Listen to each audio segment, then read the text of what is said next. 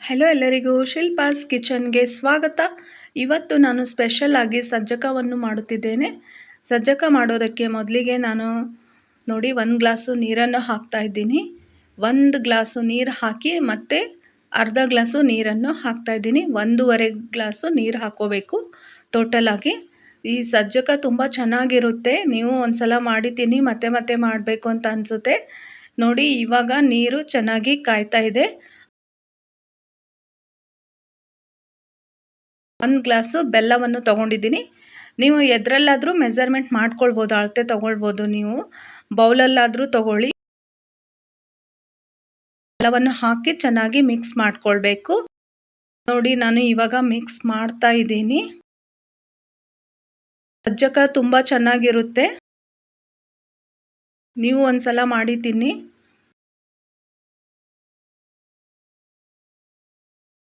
Melt ಆಗಬೇಕು ನೀರಲ್ಲಿ. Mix ಮಾಡ್ತಾ ಇರಿ ಹಾಗೆ.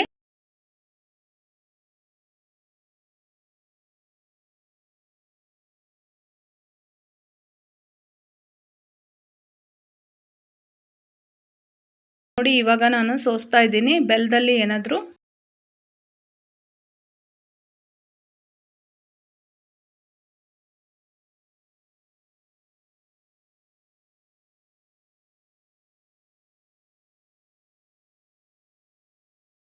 ಒಂದ್ಸಲ ಚೆನ್ನಾಗಿ ಮಿಕ್ಸ್ ಮಾಡ್ಕೊಳ್ಬೇಕು ನೋಡಿ.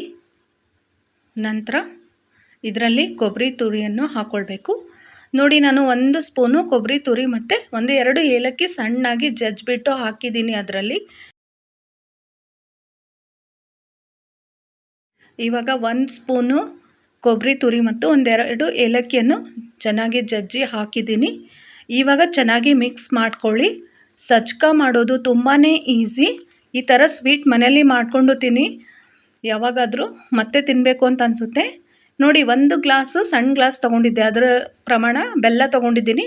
ಅದೇ ಪ್ರಮಾಣದಲ್ಲಿ ರವಾವನ್ನು ತೊಗೊಂಡಿದ್ದೀನಿ. ದಪ್ಪ ರವೆ ತೊಗೊಳ್ಬೇಕು. ದಪ್ಪ ರವೆ ತೊಗೊಂಡು ಸ್ವಲ್ಪನೇ ಹಾಕ್ತಾ ಮಿಕ್ಸ್ ಮಾಡ್ಕೊಳ್ಬೇಕು. ನೋಡಿ ಇವಾಗ ಮಿಕ್ಸ್ ಮಾಡ್ತಾಯಿದ್ದೀನಿ. ಸಮ ಪ್ರಮಾಣದಲ್ಲಿ ತೊಗೊಳ್ಬೇಕು. ನೀವು ಎದರಲ್ಲಿ ಅಳತೆ ತೊಗೊಂಡಿರ್ತೀರಲ್ಲ ಅದೇ ಗ್ಲಾಸಲ್ಲಿ ಬೆಲ್ಲನೂ ತೊಗೊಂಡಿದ್ದೀನಿ. ಸೇಮ್ ಅಳತೆಯಲ್ಲಿ ರವೆ ತೊಗೊಂಡಿದ್ದೀನಿ. ನೋಡಿ ಇವಾಗ ಚೆನ್ನಾಗಿ ಮಿಕ್ಸ್ ಮಾಡ್ಕೊಳ್ಬೇಕು. ಎಲ್ಲ ವೀಕ್ಷಕರೇ ನನ್ನ ಚಾನಲ್ನ ಸಬ್ಸ್ಕ್ರೈಬ್ ಮಾಡಿ.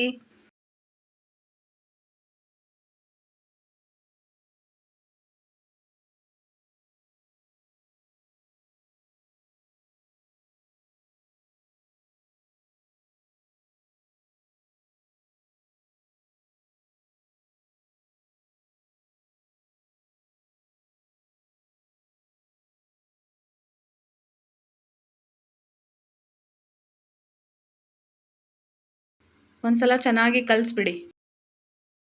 ಆಮೇಲೆ 2-3 ನಿಮಿಷ ಲೋ ಫ್ಲೇಮಲ್ಲಿ ಇಡಿ. ನಂತರ ನೋಡಿ ಇವಾಗ ಸಜ್ಜಕ ರೆಡಿಯಾಗಿದೆ. ನೀವು ಇದೇ ಥರ ಮನೆಯಲ್ಲಿ ಮಾಡಿಕೊಂಡು ತಿನ್ನಿ. ಹೇಗಿದೆ ಅಂತ ನನಗೆ ಕಮೆಂಟ್ ಮೂಲಕ ತಿಳಿಸಿ. ಎಲ್ಲ ವೀಕ್ಷಕರೇ ನನ್ನ ಚಾನಲ್ನ ಸಬ್ಸ್ಕ್ರೈಬ್ ಮಾಡಿ ಹಾಗೂ ಕಮೆಂಟ್ ಮೂಲಕ ನಿಮ್ಮ ಅಭಿಪ್ರಾಯವನ್ನು ತಿಳಿಸಿ. Thank you all for watching.